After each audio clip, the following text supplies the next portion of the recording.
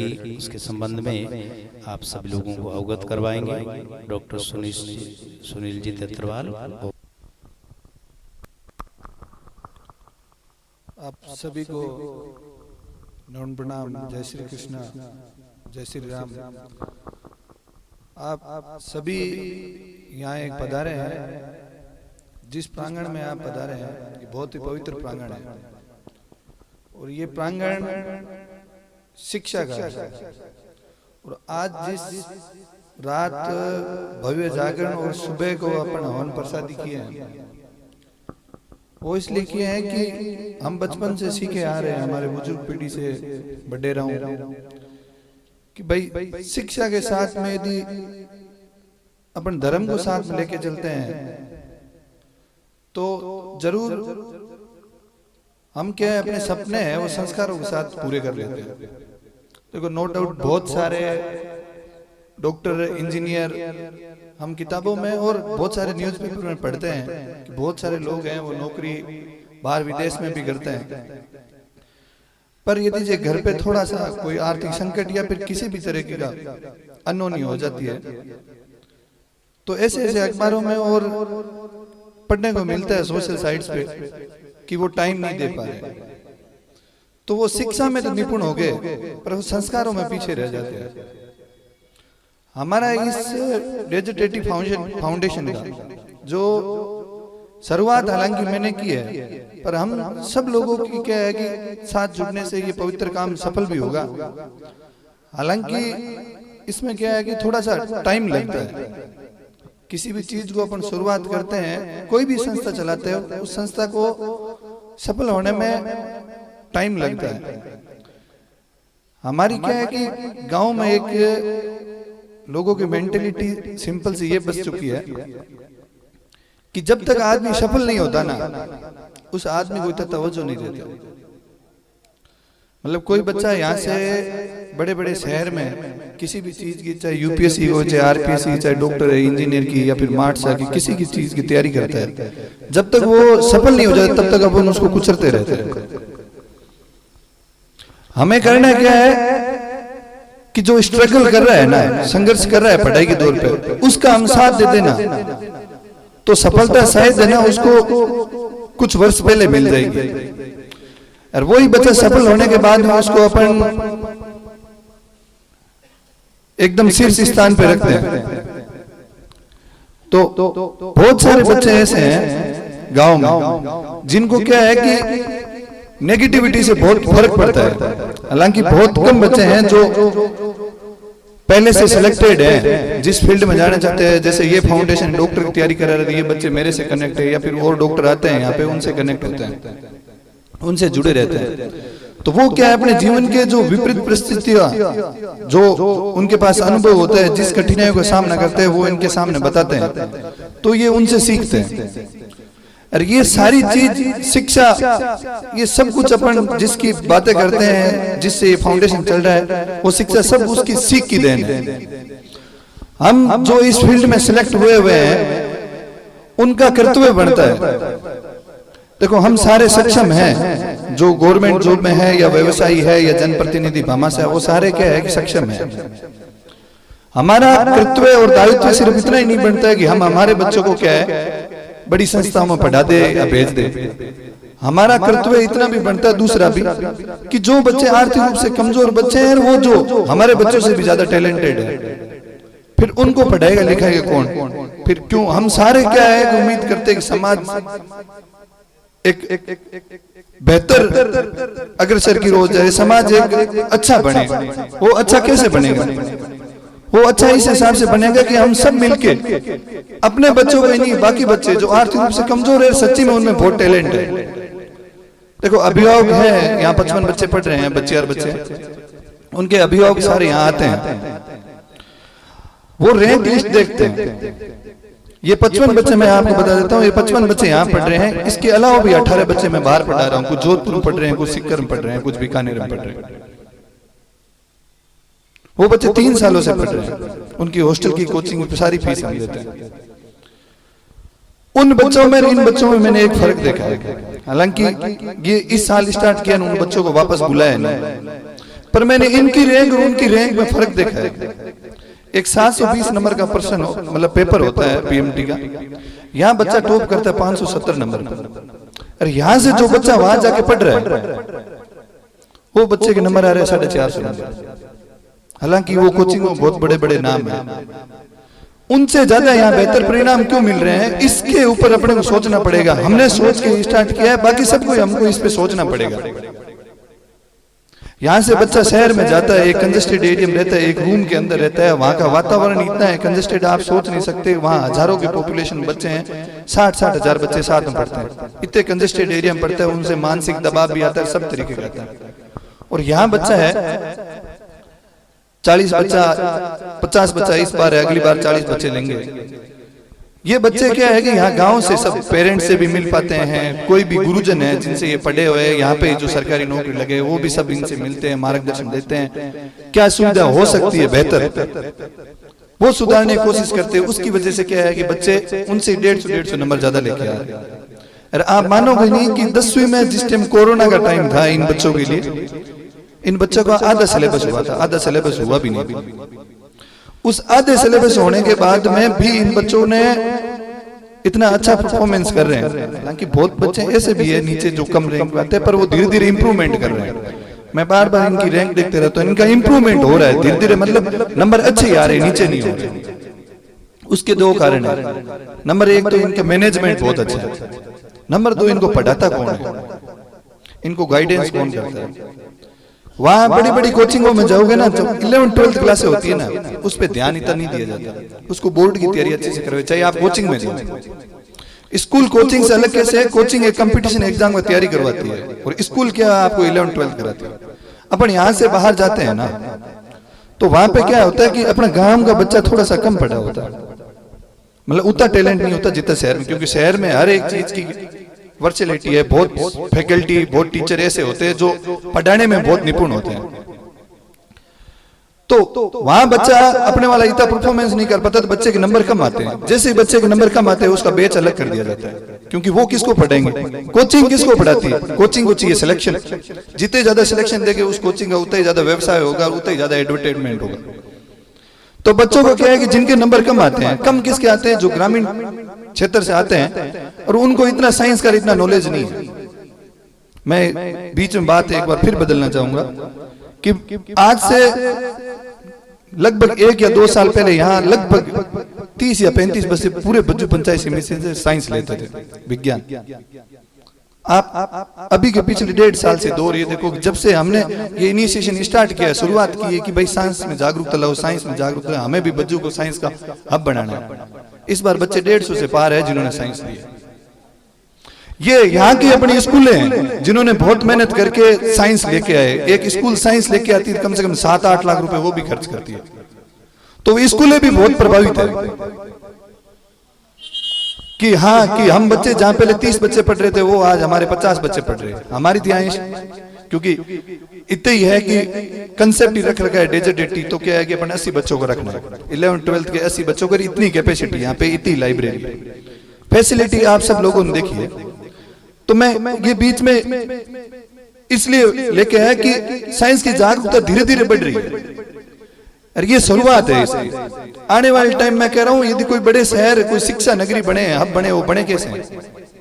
हमारे लगभग सारे यहाँ पे क्या है, लगभग आर्ट्स के ज्यादा स्टूडेंट होते हैं। अपने पास में यहाँ सूरतगढ़ है। सूरतगढ़ क्या था, पहले बज्जू जैसा ही तो था, वो शिक्षा नगरी क्यों बना है? आज यहाँ हर किसी के अभिभावक का एक बच्चा या बच्ची कोई सूरतगढ़ पढ़ता है। उसका कारण क्या है? क्योंकि उन लोगों ने स्टार्ट किया ना, उसके बाद में पूरे सूरतगढ़ ने सहयोग किया। पूरा सूरतगढ़ बोला कि यार हमें शिक्षा क्षेत्र में अच्छा काम करना है, और आज वहां पे लगभग 30,000 लोगों के बच्चे पढ़ते, 30,000 बच्चे पढ़ते। तो मैं कह रहा हूँ ये शुरुआत हो रही है। हम इस चीज को लेके घबराएंगे नहीं कि देखो गुरुजी भी बोल रहे थे कि इतनी ज्यादा भीड़ नहीं है। देखो सिंपल सा है कि हमने इतने लोगों को ऐसे इनवाइट भी नहीं किया। देखो ये शिक्षा का काम है, ऐसा नहीं है कि घरेलू या पारिवारिक जागरण है जिसमें हम आप लोगों को फोन करे आप पधारो। ये शिक्षा का काम है। बिजी लाइफ मेरी भी है, बिजी लाइफ आपकी भी है। अभी किसान है, सब फसल कटाई है, उसके बाद वही है, सब बिजी है। तो मेरे से जितना हो सके कि मैं मेरे व्हाट्सएप से जितने कनेक्ट है या फिर सोशल साइट से कनेक्ट है, तो मैं यहाँ व्हाट्सएप एक कंप्यूटर में खोल देता हूँ और आप सब लोगों को इनविटेशन दे दीजिए। फोन नहीं हो पाए क्योंकि मेरी भी लाइफ बिजी है, मैं भी 6 घंटे ड्यूटी करता हूँ, उसके बाद में इमरजेंसी के सारे सब कुछ हैंडल करना पड़ता है। उसके बाद में लगभग सब लोगों के पास इनविटेशन पहुंचे। इनविटेशन पहुंचने के बाद वही लोग हैं जिनके घर में या तो कोई पढ़ रहा है या फिर कोई बड़ी पोस्ट पे है। हमें क्या करना है कि अपनी जैसी और लोगों को तैयार करना है। जितने आज अपने आए यहाँ आए हैं, तो हमारा काम है कि आसपास के और लोगों को है जिनके बच्चे, मैं कह रहा हूँ सिर्फ एक ही डर से नहीं पढ़ते कि या तो साइंस में हम कमजोर है, साइंस समझ में नहीं आती, लोग साइंस कम लेते हैं, और दूसरी चीज यह है कि हम आर्थिक रूप से कमजोर है। उन लोगों के लिए ही ये फाउंडेशन बनाया गया है कि जो बच्चा सच्ची में मन से कि हम 10वीं में अच्छे मार्क्स लेके, एक एग्जाम होता है, उस एग्जाम को क्लियर करके इन 55 बच्चों की तरह हम सेलेक्ट होके डेजिटेटी फाउंडेशन में पढ़ेंगे। तो मैं एक चीज ईमानदारी से आपको बता देता हूं कि ये हो सकता है कि आप ईमानदारी से और मेहनत से पढ़ाई करो, हो सकता है आपको 2 या 3 साल ज्यादा लग जाए, क्योंकि सफलता कभी पहले अभ्यास में होती है, दूसरे में होती है, तीसरे में होती है, कभी कभी चौथे बार में सफल होते हैं बहुत सारे। या मैं फिर एक बात बोलना चाहूंगा कि मैं पहले प्रयास में सफल हुआ था। यहाँ बहुत से ऐसे जने भी बैठे हैं जिनके मैं परिवार से जानता हूँ, डॉक्टर भी है। आज बहुत कम जानते हैं आप कुछ, क्योंकि वो अंडर ग्रेजुएशन है, अभी यूजी कर रहे हैं, आपकी अपनी एमबीबीएस कर रहे हैं। यहाँ से लगभग अपने बच्चों से 17-18 डॉक्टर है।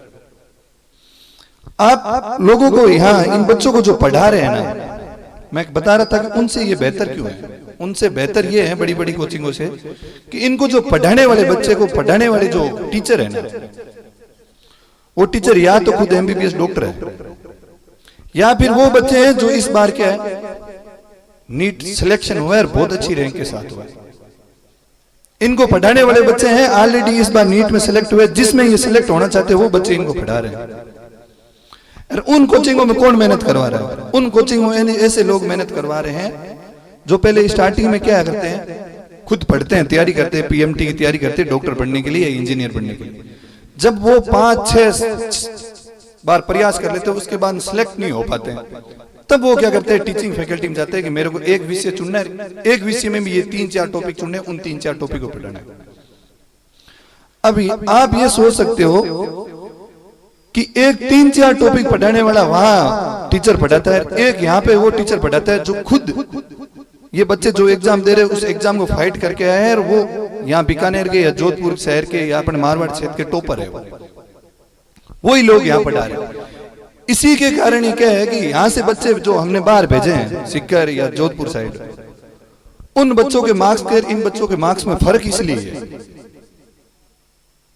फर्क होने का मोटा कारण मैं फिर बता दिया हूं, मैं एक बार पहले ही बताया था कि फर्क होने का कारण है कि यहां से जाते हैं ना, नंबर कम आते हैं ना, उनका बैच अलग से कर दिया जाता है, क्योंकि कोचिंग वालों को सिलेक्शन चाहिए। सिलेक्शन के लिए जो बच्चा स्टार्टिंग से खुद के टैलेंट भी होता है, कुछ बच्चे ऐसे होते हैं जिनको अपन पढ़ाने के बाद रफ्तार पकड़ लेते हैं, कुछ बच्चे ऐसे होते हैं जो क्या है कि खुद का टैलेंट बहुत होता है, एक बार पढ़ा दिया उनको बहुत समझ में आ गया और वो टॉपर हो जाते हैं, तो उनका बैच अलग किया जाता है, उनको मेन फैकल्टी पढ़ाती है। और जो बच्चे जैसे कम हो जाते हैं, जो गांव में, जब मैं कह रहा हूँ इतनी साइंस की जागरूकता नहीं है, वो बच्चे क्या है कि अपने शहर में जाते हैं ना, उनके नंबर कम आते हैं ना, उनका बैच अलग हो जाता है, और उनको जो टॉप फैकल्टी नहीं पढ़ाती, उनको जो लोवेस्ट फैकल्टी होती है, जिनका एक्सपीरियंस अनुभव इतना नहीं होता, वो पढ़ाते हैं। इसलिए क्या है गाँव के बच्चे को क्या 3-4 साल लग जाते हैं डॉक्टर बनने में। अब मैं मेरी बात बता देता हूँ कि मेरे को यहाँ से जब लेके गए ना, तो तेजपुरा से भाई देवासी थे, वो पहले पढ़ रहे थे। अब उन्होंने क्या है कि अपना पूरा अनुभव मेरे को बता दिया कि यहाँ पे क्या कमियां हैं, यहाँ बच्चे गांव वाले सिलेक्ट नहीं होने का कारण क्या है, इतना टाइम क्यों लगता है। मैंने उस बात को समझा ना, तो मैं एक अटेम्प्ट में सिलेक्ट हो गया। बहुत सारे एक अपने यहाँ पे स्टाफ भी है, डॉक्टर हनुमान, जो इस बार सिलेक्ट हुए, उन बच्चों को पढ़ा भी रहे। उनको ये बात समझने में, क्योंकि इनके पास ऐसा चेहरा नहीं था जिनसे ये बात कर पाए, डायरेक्ट कनेक्ट कर पाए, तो इनके साथ ये हुआ कि 1 साल दूसरे अभ्यास तक ऐसी क्लास में बैठा जहां पे मेन फैकल्टी थी नहीं, तो इनको सेलेक्ट होने में 3 साल लगे। धीरे धीरे इंप्रूवमेंट करते गए, कंपेयर करते गए, तब जाके इनको क्या मेन बैच में बिठाया जिसमें मेन फैकल्टी बैठाती है। अब यहाँ से गांव से अपने जो 15-18 बच्चे भेजे उनके साथ यही कहानी, क्योंकि वो क्या है कि उनको सीधी सी बात है सिलेक्शन चाहिए, और उनको विद 12th वाला इतना सिलेक्शन वाला नहीं है। एग्जाम तो क्या है कि पीएमटी डॉक्टर बनने के एग्जाम होता है, वो 12वीं के साथ भी देते हैं, हालांकि एज फैक्टर होता है बहुत कि कुछ कम एज हो जाती है 18 साल से कम, तब वो नहीं दे पाता। पर क्या बहुत सारे बच्चे क्या अपन 12वीं के साथ सिलेक्ट नहीं होते, उसका कारण ये है कि कोचिंग में एक 12वीं तक पढ़ा हुआ बच्चा है, क्योंकि 11th पूरी पढ़नी पड़ती है, फिर 12वीं पढ़नी पड़ती है, और 12वीं बोर्ड के एग्जाम देते क्या हो जाता है, पीएमटी पेपर आ जाता है। तब क्या होता है 11th और 12th दोनों आती है पीएमटी में डॉक्टर बनने के लिए, पर वो तो उस टाइम क्या 12वीं पढ़ रहा होता था, 11th पढ़ी नहीं होती। तो बहुत एक्स्ट्रा ऑर्डिनरी टैलेंटेड बच्चा होता है, वो 12वीं के साथ साथ क्या है 11वीं करता है, तब वो सिलेक्ट हो जाते हैं। तो वो कोचिंग वाले ज्यादा मेहनत किस पे करते हैं कि जिस बच्चे ने 12वीं कर ली है, इसका मतलब उसको अब क्या है सिर्फ 11th 12th करानी है, उस बच्चे पे मेहनत करते हैं, क्योंकि उनको तो सिलेक्शन काउंट ज्यादा चाहिए, नंबर ज्यादा चाहिए कि हाँ हमारे इतने सिलेक्शन हुए तो अगली बार ज्यादा एडमिशन लेंगे तो उनका व्यवसाय अच्छा चलेगा। पर यहाँ अलग है, यहाँ मैं जितनी बार ही अभिभावक और आते हैं इनसे बात भी करता हूँ, निरंतर इनसे बातें भी होती रहती है। मैं ये कहता हूँ यहाँ पे 5 बच्चे 6 बच्चे ऐसे हैं जो अपन 12वीं के साथ में डॉक्टर बनने जाएंगे, और मुझे पूरा भरोसा है, और बाकी बच्चों के लिए भी निराशा नहीं है। मैं जिस कोचिंग में पढ़ा ना वहां पे बहुत मोटिवेशनल मोटिवेटर आते थे, वो सिखाते थे, और उनकी एक बात मेरे को बहुत दिल पे लगती थी अच्छी, वो ये बोलते थे कि आप ईमानदारी से और मेहनत से यदि जो डेली जितना आपको इंस्टीट्यूट पढ़ा रहा है, जो स्टडी मटेरियल दे रहा है, यदि वो पढ़ोगे ना तो आप डॉक्टर यदि नहीं भी बन पाए ना, तो मेडिकल फील्ड में बहुत है, वेटनरी डॉक्टर होता है, डेंटल का डॉक्टर, आयुर्वेदिक होता है, होम्योपैथिक होता है, नर्सिंग स्टाफ होता है, आप इस फील्ड में जाओगे। और भगवान ना करे आप यदि इस फील्ड में भी नहीं गए और आप यदि निरंतर यदि पढ़ाई करते रहे ना, तो मैं इतना कह देता हूं वो बच्चे बेरोजगार नहीं रहेंगे पक्का। क्योंकि मैं भी बैच में पढ़ा था, मेरे साथ ही 250-300 बच्चे पढ़ते थे, उसमें से सेलेक्ट कम 7-8 जने हुए, बाकी बच्चे आज इनकम की तौर से देखे या सब चीजें बिजनेस की तौर से देखे ना, बहुत सारे बच्चे हैं कि उसमें से हम 5 या 6 जने डॉक्टर बने, उनसे बाकी बच्चे थे जिनकी रैंक किसी कारण वजह से नीचे आती थी या कम समझ में आता था या फिर वो ज्यादा अटेम्प्ट नहीं ले पाते थे, वो बच्चे आज यदि कमाई के मामले में और अपन बात करें व्यवसायिक तौर पर वो हमसे ऊपर भी है। और मैं कह रहा हूं ऐसा नहीं है कि 2 फील्ड होते हैं, अपन हॉस्पिटल जाते हैं 2 चीज देते हैं, एक डॉक्टर और एक नर्स, नर्सिंग स्टाफ जो अपने इंजेक्शन लगाते हैं। बहुत सारे ऐसे नर्सिंग स्टाफ भी बैठे हैं जो एक डॉक्टर से ज्यादा कमाई करता है, डॉक्टर उसके आगे कुछ भी नहीं है। एक नर्सिंग स्टाफ ऐसे भी बहुत सारे हैं, आप पीबीएम साइड है या फिर कहीं बीकानेर साइड या शहर साइड जाओगे, जो पढ़े लिखे लोग हैं उनके जानकारी भी होंगे, 5 डॉक्टर मिला के नौकरी पैसे नहीं कमाते, इतना एक नर्सिंग स्टाफ भी कमाता है। तो मैं इन बच्चों को यही है और अभिभावक को ये है कि यदि आपका बच्चा, हम 3 साल यहाँ पढ़ा रही है, यदि 3 साल ईमानदारी से मेहनत करता है ना, तो मैं इस चीज की गारंटी ले सकता हूँ वो बच्चा बेरोजगार नहीं रहेगा, वो बच्चा जिस भी फील्ड में जाएगा कमाल कर देगा, ये पक्का। इतना हम इस बच्चे को यहाँ से सिखा के भेजेंगे। और ये सिर्फ इन बच्चों के लिए नहीं है, ये संस्था अभी अपने बज्जू पंचायत समिति के बच्चे पढ़ रहे हैं। अगली बार इस संस्था में बच्चे, क्योंकि हम भी चाहते हैं कि बच्चे ऐसे बच्चे क्रीम बच्चे आए जिसमें क्या है टैलेंटेड बच्चे आए और आर्थिक रूप से कमजोर बच्चे हैं, जिनके माता पिता लगभग सारे अपन बेल्ट यहाँ पे अपन मान के सकते किसान परिवार से, तो ऐसे बच्चे आए जो आर्थिक रूप से कमजोर है, सच्ची में टैलेंटेड है। इस बार क्या है कि इसको अगली बार जब भी एग्जाम करवाएंगे, जब भी मार्च में बोर्ड होगा तो अप्रैल में एग्जाम करवाएंगे, अप्रैल में बोर्ड होगा तो मई में करवाएंगे एग्जाम। तो लगभग ये टारगेट लेके चल रहे हैं, अभी से फिक्स लेके चल रहे हैं कि इस बार 850 बच्चों ने एग्जाम दिया। इस बार आसपास के जितने भी, जैसे जैसलमेर बॉर्डर अपने पास पड़ता है, जोधपुर बॉर्डर पास पड़ता है, इधर हनुमानगढ़ अपने पास पड़ता है, तो बहुत सारे इधर ऐसे बेल्ट है, बीकानेर बेल्ट में इधर नोखा पड़ता है, तो ऐसे बेल्ट को लगभग 5-6 हजार बच्चों को एग्जाम करवाएंगे और उसमें से करीब 80 बच्चे छांटेंगे। आप लोगों को एक चीज बहुत आश्चर्य लगेगा, मैं आपको बताता हूं कि यहाँ बच्चे पढ़ रहे हैं अपने 55, पहले 80 बच्चे थे, किसी को कुछ समझ में नहीं आ रहा था, कोई बच्चा शरारत की वजह से, मतलब किसी न किसी Incoming voice call from respected कि यहाँ बच्चे पढ़ रहे हैं अपने 55, पहले 80 बच्चे थे, किसी को कुछ समझ में नहीं आ रहा था, कोई बच्चा शरारत की वजह से, मतलब किसी न किसी कोचिंग के रूल का उल्लंघन करने से उन बच्चों को बाहर निकाल दिया गया था। 80 में से 55 ही बचे, और ये 55 पिछले 3 महीनों से कंटिन्यू पढ़ भी रहे हैं। और इन बच्चों की कैपेसिटी मैं बता देता हूँ, अपनी कैपेसिटी नहीं होती, उससे कई गुना ज्यादा इनकी कैपेसिटी। ये बच्चे 6 घंटे क्लास लेते हैं और 6 घंटे बाद में लाइब्रेरी में पढ़ते हैं। ये भी अपने आप में एक बहुत बड़ी उपलब्धि है कि बच्चा 12 घंटा बैठता है। नहीं, अपने गांव में अपने पहले बच्चे पढ़ रहे थे, स्कूल में कितने घंटे पढ़ते थे, स्कूल में जाके आते थे, उसमें भी आधी छुट्टी में आ जाते थे। इन बच्चों के इतनी सिंसियरिटी, इतने अच्छे ये रूल एंड रेगुलेशन के साथ चलते हैं कि हमारा स्टाफ का और पूरे मैनेजमेंट का क्या है कि हौसला और अफजाई करते हैं कि हमें और ऊर्जा के साथ में काम करना है। आज इन बच्चों के हर एक बच्चे, मैं कह रहा हूँ कोचिंग में लगभग आप मान के चलो कि 4-4.5 लाख रुपए हर महीने खर्च होता है। ताजुब की बात मैं आपको बताता हूँ, ये सारे बच्चे अपने बच्चों के, इसका मतलब नाम अल्टीमेट ये है कि अपने बच्चों का नाम रोशन करेंगे। और ये कहीं पे डॉक्टर लगेंगे, नर्सिंग स्टाफ लगेंगे, आयुर्वेदिक, डेंटल, किसी चीज के डॉक्टर लगेंगे, काम किसके आएंगे? आज यदि आप किसी चीज को ब्लड की या मेरे को ऑपरेशन कराना है या डॉक्टर के पास इलाज करवाना है तो आप मुझे फोन करते हो। कल ये बहुत सारी संख्या में खड़े हो जाएंगे, आप फोन किनको करोगे? इनको ही करोगे। तो ये किन के काम आएंगे? अपने काम आएंगे। और आज इस फंडिंग में 4.5 रुपए महीने के लगते हैं, 4.5 लाख रुपए, उसकी 94% फंडिंग बच्चों के बाहर से आ रही है। आप सोच सकते हो बाहर वाले अपने यहाँ फंडिंग क्यों कर रहे हैं? सिर्फ 6% फंडिंग है बच्चों कर रही है उन बच्चों को, 94% फंडिंग बाहर से आ रही है। तो आप सोच सकते होंगे वो लोग इतने क्यों कर रहे हैं?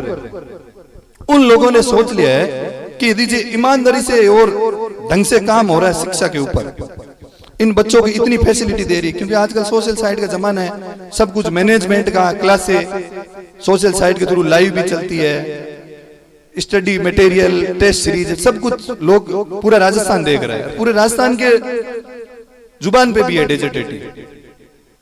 इससे पहले भी बहुत सारी संस्थाएं थी जिनके बारे में हालांकि अपनों नहीं सुने क्योंकि अपनी शिक्षा से इतने जुड़े नहीं है, पर उनसे रिलेटेड मूवियां बहुत बनी है। सुपर 30 एक ऐसा बैच 30 बच्चों को इंजीनियरिंग की तैयारी करवाता था। एक खुद इंजीनियर बना हुआ बंदा 30 बंदों को इंजीनियरिंग करवाए, उन 30 को भले 3 साल लगे, 4 साल लगे, पर 30 के 30 को बच्चों को सारों को IITian बने, इंजीनियर बने। हमारे गांव में भी IITian है, पर हमें IIT का पता नहीं कि हमारे गांव में IITian कौन है, IIT क्या होता है। बहुत बड़ी बात होती है। इंडिया में सबसे टफ एग्जाम यूपीएससी से भी ज्यादा माना जाता है, यूपीएससी में फिर भी लक माना जाता है, पर साइंस का एग्जाम सबसे टफ, या तो डॉक्टर बनना है या IITian बनना है।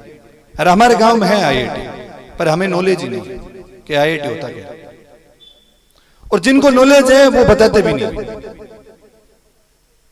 मुझे सबसे ज्यादा दुख जब होता है कि इस गांव से कोई मास्टर, डॉक्टर, इंजीनियर या फिर पुलिस किसी भी सर्विस में जाता है तो उसका सिर्फ कर्तव्य इतना नहीं होता कि हम सेलेक्ट हो गए, हमारा परिवार एकदम बढ़िया हो गया, पैसे हम कमा रहे हैं, इतना ही नहीं है हमारा कर्तव्य।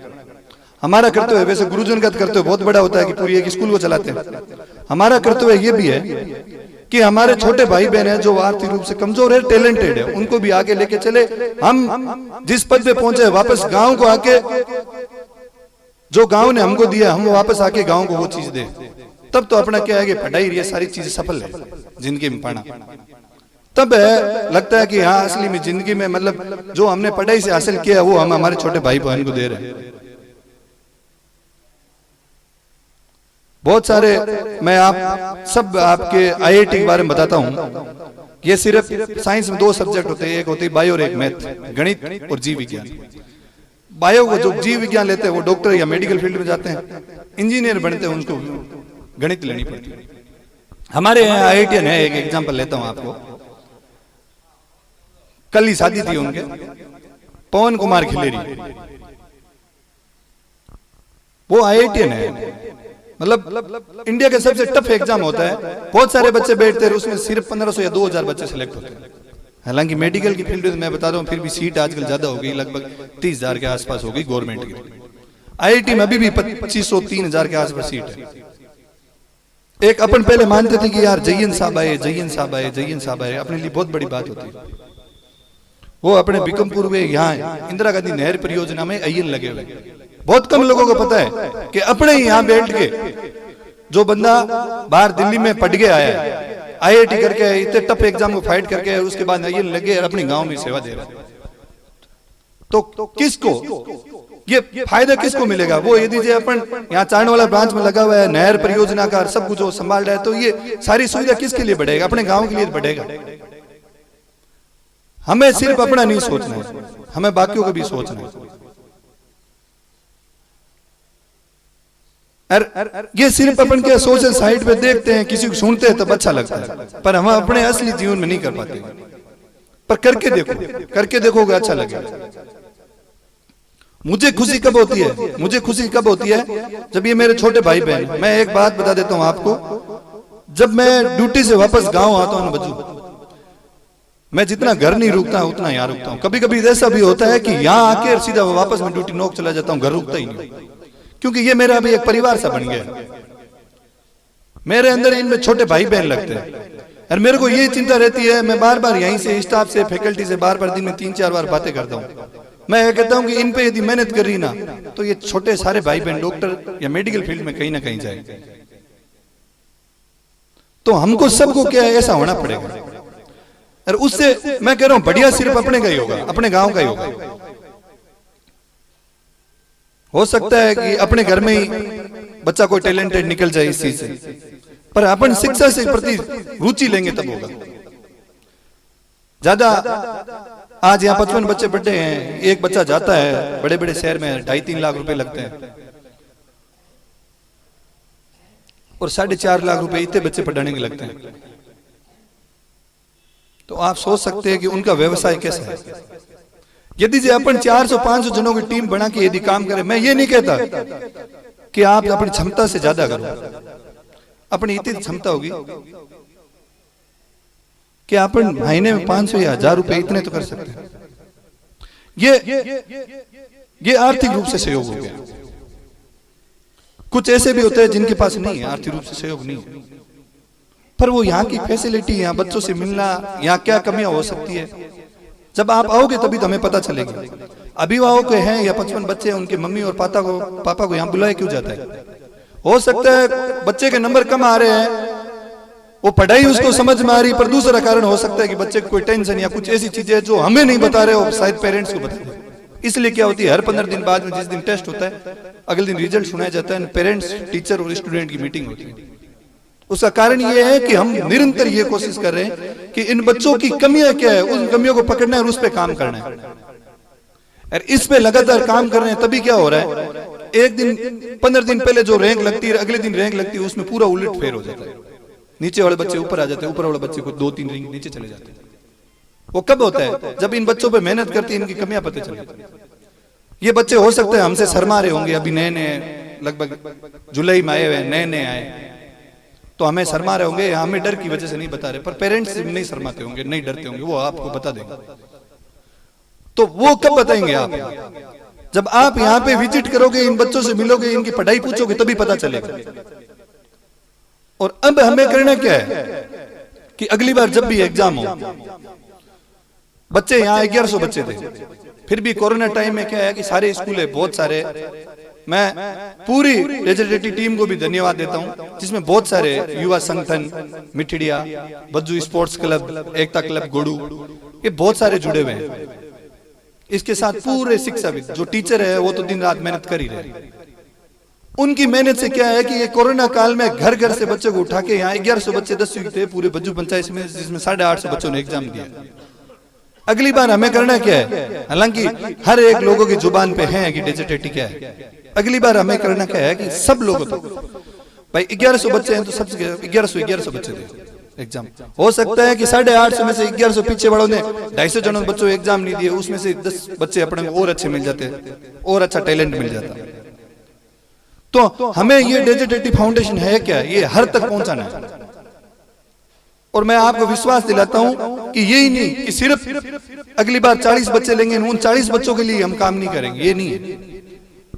बहुत सारे बच्चे हैं जो इस बार जिसमें कोचिंग से पढ़ गए, निजी कोचिंग वहां पे भी गए। मैं जिस कोचिंग से पढ़ता हूं, कहीं भी सेमिनार होती है या फिर कहीं भी शिक्षा पे काम करते हो तो उनको कोचिंग को डायरेक्टर को भी यहाँ पे बुलाया जाता है और उनको डायरेक्ट आप पेरेंट्स से क्या रूबरू करवाए जाते हैं। क्योंकि मैं कह रहा हूँ यहाँ से जाने से डरते ही क्यों लोग, इसलिए डरते हैं क्या, लड़कियों के लिए डर तो सबसे बड़ा है सेफ्टी, सुरक्षा कैसे होगी। लड़कों के लिए सबसे बड़ा डर है कि यार इतनी फीस कैसे भर पाएंगे। अरे भाई आप पढ़ने तो जाओ, यदि आपके बच्चे में टैलेंट है पढ़ने जाओ, आप फीस की बात रोको ना। यदि आपका सच्ची बच्चे ने यदि लक्ष्य ठान लिया कि मुझे डॉक्टर बनना है, इंजीनियर बनना है, तो आप उसकी फीस की चिंता मत लो। मैं कह रहा हूं आपके ऊपर भार ही नहीं आएगा। इतने लोग आप, मैं क्या कह रहा हूं, पान और गुटखे में भी निकाल देते हो नशा में, साल का खर्चा। बहुत सारे बच्चे यहाँ पढ़ रहे हैं, मैं जो 18 बच्चे पढ़ा रहा हूँ बाहर, उसके अलावा भी बहुत सारे ऐसे बच्चे पढ़ रहे हैं जो मात्र 18-20 हजार रुपए की फीस में वहां पढ़ रहे हैं। क्योंकि उन लोगों को, उन कोचिंग वालों को, उनको सबको पता है, जिनसे मैं पढ़ा हूं, मैं सिलेक्ट हुआ हूं, उन लोगों को पता है कि भाई सुनील काम कर रहा है, वो किस चीज पे काम कर रहा है, उसका लक्ष्य क्या है।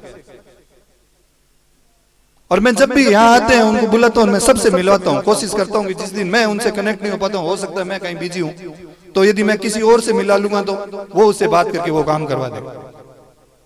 मेरा हमेशा से रहा है कि मैं 2 चीजों पे अच्छा काम करूँ, एक शिक्षा, दूसरी चिकित्सा। चिकित्सा में गवर्नमेंट ने बहुत सहयोग किया है, बहुत सारी योजना लाई, चिरंजीवी योजना, गवर्नमेंट वालों के, Rajasthan government health scheme, RGHS बहुत लाए हैं जो अपने लिए बहुत हेल्पफुल है। पर बहुत सारी ऐसी भी है कि यहाँ से अपन चिकित्सा में देखे तो यहाँ से अपन, आज एक डेंगू का पेशेंट होता है, यहाँ से बीकानेर जाता है तो जांच के, हालांकि यहाँ पे पैसे 700-800 रुपए लगते हैं, पर बीकानेर जाके आने में वापस 2000 रुपए लग जाते हैं। वहां भर्ती हो, भले ही अपन सरकारी इलाज अस्पताल में जाके इलाज करे, पर आने जाने का खर्च इतना हो जाता है। मेरी पूरी कोशिश है और मेरे साथ तमाम, मैं कह रहा हूं कम से कम 1000 डॉक्टरों की टीम जुड़ी हुई है। आप यहाँ पे ब्लड डोनेशन अपना कैंप भी हुआ था, उसके बाद में कोरोना में घर घर लोगों को किट भी बांटे इस टीम ने। उसके बाद में यहाँ सेमिनार भी हुआ था, उसमें लगभग हर सेमिनार में, ब्लड डोनेशन कैंप में लगभग 400-500 डॉक्टर आ रहे हैं। उन डॉक्टरों की भावना है बिल्कुल मेरे जैसे, वो भी ग्रामीण इलाकों से आए हैं, उनको पता है कि हम किस परिस्थिति से आए हैं और कैसे हम अपने गांव को सुधार सकते हैं। तो वो हर एक चीज में, मैं सिर्फ बोलता हूं उस पर वो खरे उतरते हैं। तो हमें क्या है कि सारों को एक टीम वर्क सोचनी। देखो सब चीज का हो सकता है, मैं फिर बताता हूँ, इस गांव से हूं तो बिल्कुल हर एक चीज का होता है, किसी का मन भेद होता है, किसी का मत भेद होता है। पर आप शिक्षा और चिकित्सा के फील्ड में प्लीज मन और मत भेद मत रखो। हो सकता होगा आप कई लोगों को, मैं कह रहा हूं ये मेरे को बात नहीं बोलनी चाहिए, हो सकता है आप लोगों को बुरा लगता होगा कि ये भाई तेतरवाल फैमिली से है, या कुछ भी आपके मन में कोई भी आइडिया या कुछ भी ऐसा विचार आते होंगे जो आपके मतभेद हो सकते हैं। बिल्कुल आप एक राजनीतिक तौर से देखोगे तो बिल्कुल मेरी फैमिली या आपके फैमिली बिल्कुल मतभेद अलग हो सकते हैं, पर मैं इस चीज से बहुत कतई दूर हूं। आप शिक्षा में और चिकित्सा में कहीं पे काम पड़े, उसके लिए आप मेरे पास कभी भी आ जाओ। यदि आप सामर्थ्य के अनुसार आप अपना दे पाओगे तो मैं बिल्कुल यहाँ जिन कोचिंगों में भेजता हूँ, जरूरी नहीं है कि सिर्फ एक मेडिकल फील्ड में, इंजीनियरिंग फील्ड में, बहुत सारी कोचिंग है और संस्था भी है, बहुत बड़े बड़े नाम है। आप किसी भी फील्ड में पटवारी या टीचर की या किसी भी चीज की तैयारी करना चाहते हो तो उनमें बहुत सारे कोचिंग हो, जानकार है, क्योंकि वहां कोई ना कोई फैकल्टी जो हमारे साथ पढ़ा हुआ था या फिर कोई ना कोई हमारे जो साथ पढ़ा हुआ था वो बड़े यूपीएससी या फिर आरपीएससी के बड़े पद पे बैठा है, उस कोचिंग से उसके अच्छे संबंध है। तो वो कोचिंग वाले के अच्छे संबंध की वजह से एक परफॉर्मेंस देते हैं, फीस भरते हैं उस टाइम। वो इतना से बोलते हैं डॉक्टर साहब आपके गांव से बच्चा है, आप अपने हिसाब से यहाँ फीस भर दो, वो उस फीस से हम इस बच्चे को पढ़ा ले। क्योंकि उन लोगों को पता है कि ये काम किसके लिए हो रहा है, और उनकी भी भावना है कि ग्रामीण जो प्रतिभा है, पिछले लगभग 7-8 सालों से ये हो रहा है कि ग्रामीण प्रतिभा बहुत निकल के आ रही है। देश के बड़े से बड़े है ना एग्जाम, उसको टॉप भी ग्रामीण प्रतिभा ही करती है। तो यदि ग्रामीण प्रतिभा इतना टॉप करती तो हम इतने पीछे क्यों हैं? नंबर दूसरी बात एक आरक्षण से रिलेटेड है कि हमारे भी इधर एससी समाज के लोग बहुत है। हालांकि इस कोचिंग में सर्व समाज के, हर एक वर्ग का, हर एक जाति का लोग है, बच्चा पढ़ रहा है। आरक्षण बाबा साहब अम्बेडकर की देन थी। उस देन को सबसे ज्यादा उसका उपयोग कौन कर रहा है? आज शहर का बच्चा कर रहा है, क्योंकि आरक्षण का असली सही उपयोग कैसे कर सकते हैं, सही तरीका वो पता है सारे शहरी बच्चों को, ग्रामीण बच्चों को है ही नहीं। जब हम गांव में पढ़ते थे 8वीं या 10वीं में, जब मैं सरस्वती स्कूल फांटा में पढ़ा था 931, 8वीं में पढ़ा 10वीं में पढ़ा, दोनों टाइम मैंने टॉपर है ऐसी कैटेगरी का ही होता था, मेघवाल समाज का भाई होता था। पर उसको इतना आरक्षण का नॉलेज नहीं था। वो आज भाई खेती कर रहे हैं, और उस टाइम क्या होते थे वो टॉपर। जब बाबा साहब ने इतना इस समाज को दे दिया है, तो हम ग्रामीण प्रतिभा इसका फायदा क्यों नहीं उठा रहे? शहर के बच्चे क्यों फायदा उठा रहे? हमें इस चीज पे भी क्या है कि ध्यान रखना पड़ेगा कि शहर के बच्चे, शहर के स्टूडेंट हमसे आगे क्यों हैं? उसका कारण पता लगाना पड़ेगा, उस पे काम करना पड़ेगा, तब जाके अपन क्या है शिक्षा के क्षेत्र में है ना गांवों को शहर बना पाएंगे। अरे सबसे ज्यादा खुशी कब होगी?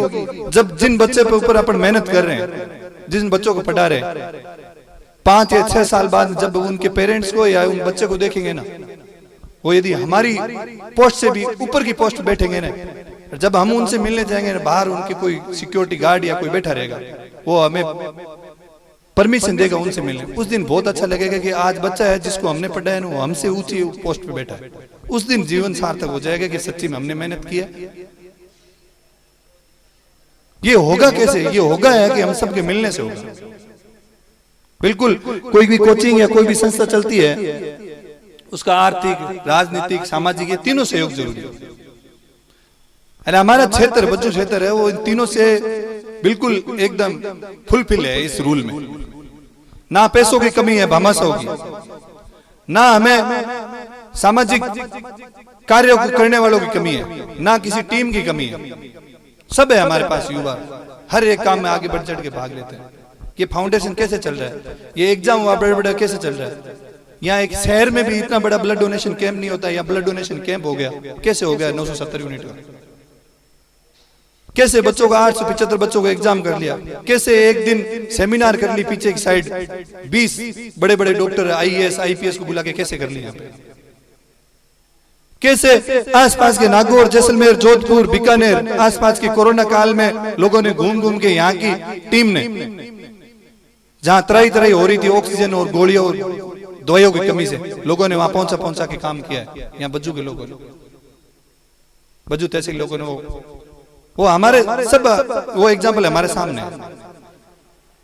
हमें आपके व्यक्तिगत विचार किसी के साथ कुछ भी हो सकते हैं, पर आप शिक्षा पे, चिकित्सा पे काम करो ना, तब सच्ची में जो सार्वजनिक काम होते हैं ना, उस पे सब मिलके काम करो। बहुत दुख होता है, सच्ची बता दो, बहुत रोना भी आता है। कम से कम एजुकेटेड है, जो पढ़े लिखे हैं, जो नौकरी लगे हुए हैं, और जो पढ़ रहे हैं, उनको सच्ची में बहुत रोना आता है जब एक ऐसे देखा जाता है कि एक मंच पे मंच सिर्फ राजनीतिक हो जाता है, चाहे शिक्षा का मंच हो, कई मंच हो, वहां कहीं पे बात करती है, मोटिवेशनल सेमिनार नहीं होते, शिक्षा के सेमिनार होते, बाकी सब होते हैं।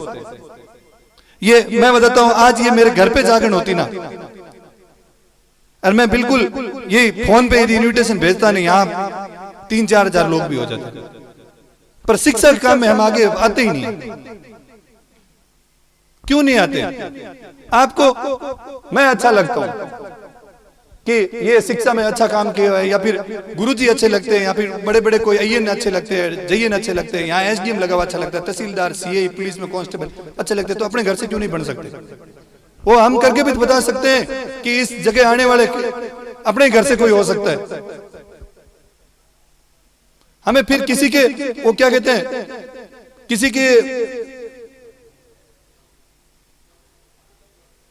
उनसे रिक्वेस्ट या फिर ये करने की जरूरत ही नहीं पड़ेगी। यदि जी अपने गांव के लोग यदि जी यहाँ सारे सरकारी कार्यालयों में या सरकारी संस्थानों में बैठे रहेंगे, हमें किसी से पूछने की जरूरत ही नहीं पड़ेगी, हम आधी रात को भी काम करवा सकते हैं। पर ये चीज इतनी मुश्किल नहीं है, पर इस पे विचार करके इसको सच्ची में जिंदगी में जीवन में उतारना है। जब उतारेंगे उस दिन अपन सफल होंगे। ये अभी शुरुआत है। इस शुरुआत तो क्या है, हम सबको मिलके काम करना है। आप ये संस्था है, संस्था में किसी भी तरीके का सहयोग कर सकते हैं। मैं कह रहा हूं सिर्फ ये नहीं कि आर्थिक रूप से सहयोग पैसे ही देने, बहुत सारे जानकार है, बड़ी बड़ी पोस्टों पे बड़े बड़े व्यवसायी है। मैं कह रहा हूं आज भी फंडिंग 94% बच्चों से बाहर के आ रहे, पढ़ा तो बच्चों के बच्चे रहे। वो लोग भी तो है जो 94% फंडिंग में से टोटल 94% 95% फंडिंग बाहर के दे रहे। उनका क्या लेना देना है? यहाँ पे बच्चे तो बच्चों के पढ़ रहे, उनके तो गाँव का ही नहीं पढ़ रहे। उनकी सोच को देखो ना, उनकी सोच से कुछ सीखते हैं। उनकी जैसी सोच होगी ना अपनी, तो अपने बच्चों बहुत आगे चला जाएगा। और बार बार यही कोशिश करते हैं, ऐसे मोटिवेशन सेमिनार ये ऐसे रखने का कारण यही होता है कि हम कहीं चलो कोई ना, पिछले इन सालों में कुछ वर्षों से पीछे रह गए, शिक्षा में कोई दिक्कत नहीं, पर अभी समय है। अरे अभी हमारा गांव रफ्तार पकड़ रहा है शिक्षा में, बहुत बच्चे। मैं कह रहा हूं अभी लेक्चरर होता है, एक व्याख्याता पहले बहुत बड़ी बात होती।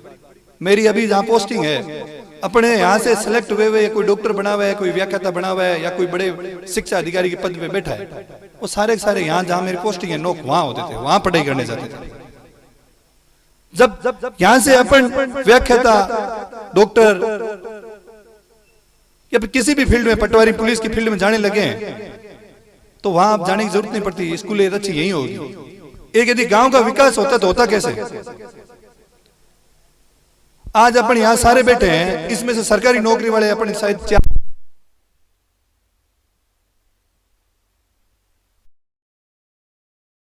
18 डॉक्टर निकाले। तो लोगों ने सहयोग करेगा तो और ज्यादा क्या होता है, उस ऊर्जा के साथ काम करते हैं। हमें ऐसे ही करके दिखाना है। रिजल्ट में टाइम लगेगा। मैं कह रहा हूँ ये बच्चे अभी 11वीं में 12वीं आएंगे, कुछ बच्चे 12वीं के साथ 3-4 सेलेक्ट हो जाएंगे, बाकी बच्चे हैं वो 1 ड्रॉप के साथ सिलेक्ट होंगे, कुछ बच्चे 2 ड्रॉप के साथ सिलेक्ट होंगे। पर हमें निरंतर इनके ऊपर क्या है, मेहनत करनी पड़ेगी। जब कोई भी चीज अपन कंटिन्यूटी रखेंगे, निरंतर रखेंगे और एकदम अच्छे से रूल जो नियम और शर्त जो कोचिंग ने दे रखी है उसकी पालना करेंगे, जरूर अपन सिलेक्ट हो जाएंगे। और हम भी ऐसे ही हुए। हमारे जीवन में अनुभव, ग्रामीण क्षेत्र से हम भी गए थे, किस किस कठिनाइयों का सामना करना पड़ा, वो कठिनाई हमारे छोटे भाई बहन नहीं करते, इसलिए तो कोशिश कर रहे हैं। तो फिर बार बार आप लोगों से एक ही निवेदन है कि आप इस संस्था में, मैं फिर कह रहा हूं जरूरी नहीं है आर्थिक रूप से, आप इस संस्था को हर एक की जुबान पे लाए, ताकि आर्थिक रूप से कमजोर बच्चा है उसके ऊपर कोई भी जोर नहीं है, वो आके यहाँ पढ़ सके, अच्छा टैलेंट अपने को मिल सके। आज मैं कह रहा हूँ 5 बच्चे हैं जिनके 500 से ऊपर नंबर आ रहे हैं। तो यदि अपन पहले से ट्राई करते हैं, क्योंकि शुरुआत, यदि अपन सारे ट्राई करते, सारे मिलके यदि कोशिश करते, तो यहाँ 10वीं बच्चे ऐसे बच्चे आते हैं जिनके सबके 500 से ऊपर नंबर आते हैं। जब मेहनत करेंगे आने वाले 1 या 2 बैच बाद में ऐसे ही बच्चे आएंगे, पर उसके लिए हमें क्या है, बहुत मेहनत करनी पड़ेगी और बहुत ही पॉजिटिव चेंज होता है। मैं आपको छोटा सा एग्जांपल बताता हूँ। एक बच्चा पढ़ता है ना, कोचिंग में पढ़ा देते हैं सब कुछ, 5-6 घंटे पढ़ा देते हैं, उसके बाद बच्चे का सेलेक्ट होता है नहीं होता, उसकी 2 चीज डिपेंड करती है। एक वो एकाग्रता से पढ़ाई कर रहा है कि नहीं कर रहा है, और उसको जो भी चीज डाउट आ रही है, जो उसको हल नहीं हो रहा चीज, उस चीज पे वो क्या है कि वापस उस चीज को पढ़ता कि नहीं पढ़ता, गुरुजी से पूछता कि नहीं पूछता। तो वो 2 चीजें हैं।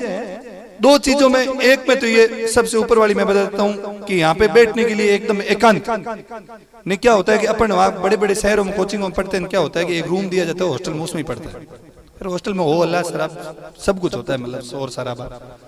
यहाँ एक वाचनालय बनाया गया, लाइब्रेरी जिसको बोलते हैं। लाइब्रेरी ऐसी चीज है, हर एक बंदा जो सिलेक्ट हुआ है गवर्नमेंट जॉब में, वो सारे के सारे लाइब्रेरी प्रोडक्ट है, वो लाइब्रेरी में बैठ के पढ़े हुए, एक शांत वातावरण। और यहाँ पे एक अच्छी सी 2 बच्चियों के और बच्चों के अलग से लाइब्रेरी सेपरेट की गई, अलग से बनाई गई। वहां बैठ के ये बच्चे 6 घंटे निरंतर पढ़ाई करते हैं। सिर्फ हाँ बीच में पानी या टॉयलेट के चले जाते हैं तो बात अलग है, बाकी निरंतर ये 6 घंटे टिक के पढ़ाई करते हैं। हमें ऐसे माहौल की जरूरत है। इसी क्रम में क्या है कि स्टार्टिंग में यहाँ थोड़ी सी जागरूकता कम थी, तो मारवाड़ के लोग पहले अटैच हुए। तो क्या है कि एक गांव में एक बच्चा है, उसने सब कुछ आजकल कोरोना काल में क्या है कि सब कुछ ऑनलाइन मोबाइल पे मिलने लग गया, पढ़ाई का सब कुछ। तो बच्चा सिर्फ यहां से शहर जाता था ना, उसका एक ही कारण होता था कि मेरे को जाके शांत वातावरण लाइब्रेरी में पढ़ना है, और मेरे को शांत वातावरण मिल जाएगा, वहां मैं 7-8 घंटे जो मैंने क्लास ले रखी मोबाइल में, वो उसको अच्छे से पढ़ लूंगा और क्वेश्चन पेपर दे दूंगा। तो जो आर्थिक रूप से कमजोर बच्चे थे ना, जिनके माता पिता खेती करते थे, वो अपने बच्चे को भी शहर में डालते थे, तो भी उसके 10 या 15 हजार रुपए लग जाते थे। तो हमने क्या किया, स्टार्ट किया एक ये फाउंडेशन अलग है, उससे पहले एक फाउंडेशन था आगाज फाउंडेशन जो अभी चल रहा है। उसमें क्या किया हमने, गांव-गांव में क्या कर दिया कि एक पंचायत समिति में अपन में ऐसा हो सकता है कि अपन एक लाइब्रेरी बना दे। जो बच्चा बाहर सिर्फ पढ़ाई के माहौल से जा रहा है कि मुझे लाइब्रेरी जाके बैठ के पढ़ना है, ऐसी अपन क्या है कि ऐसी सुविधा, ऐसी वाली सुविधा युक्त आधुनिक लाइब्रेरी बना दे जिसमें गांव का बच्चा बाहर नहीं जाना पड़े, वहीं पढ़ सके। तो इस क्रम में पहले भोजासर खोली, फिर लोट खोली, फिर जांबा खोली, फिर अपने यहाँ गोड़ू खोली, और सरपंच साहब की देन है, ओम प्रकाश जी की खिचड़ की मोडाई की लाइब्रेरी बन के तैयार हो गया। ये कैसे होगा, कैसे इंटरेस्ट है? आज बज्जू में 28 ग्राम पंचायत है, हालांकि जनप्रतिनिधि भामाशाह बहुत शादियों का सीजन है, बहुत कम भी आए। क्या होता है कि एक पंचायत की ओर से एक लाइब्रेरी बनाना कोई बड़ी बात नहीं होती। लाइब्रेरी खर्चा ज्यादा नहीं, 5-6 लाख रुपए गए यदि 50 सीट की बनाए, पर उस लाइब्रेरी में जो पढ़ने जाएगा ना, उसकी तो जिंदगी बदलेगी बदलेगी। जो उसको देखेगा ना, आने वाली पीढ़ी देखेगी कि मेरा बड़ा भाई या मेरा चाचा या मेरा बहन कहाँ जा रही है, पढ़ने जा रही है, तो एक पॉजिटिव माहौल जाता है। हम बोल रहे हैं कि हमारा यहाँ क्या है, समाज, हमारे सारे बंधु युवा कहाँ हैं कि नशे में जा रहे हैं, कोई कह रहा है जुआ खेल रहा है, कोई कह रहा है कुछ खेल रहा है। वो खेल क्यों रहा है? क्योंकि हमारी कमी है, हमने उस चीज को उनको शिक्षा की ओर लेके ही नहीं गए। तो हमें एक पॉजिटिव संदेश देना है कि हमें शिक्षा पे काम करना है, उससे क्या है हमारा समाज बहुत आगे बढ़ेगा। और मुझे उम्मीद ही नहीं, पूरा विश्वास है कि ये शुरुआत हुई है, धीरे धीरे आगे बढ़ेगी। धन्यवाद।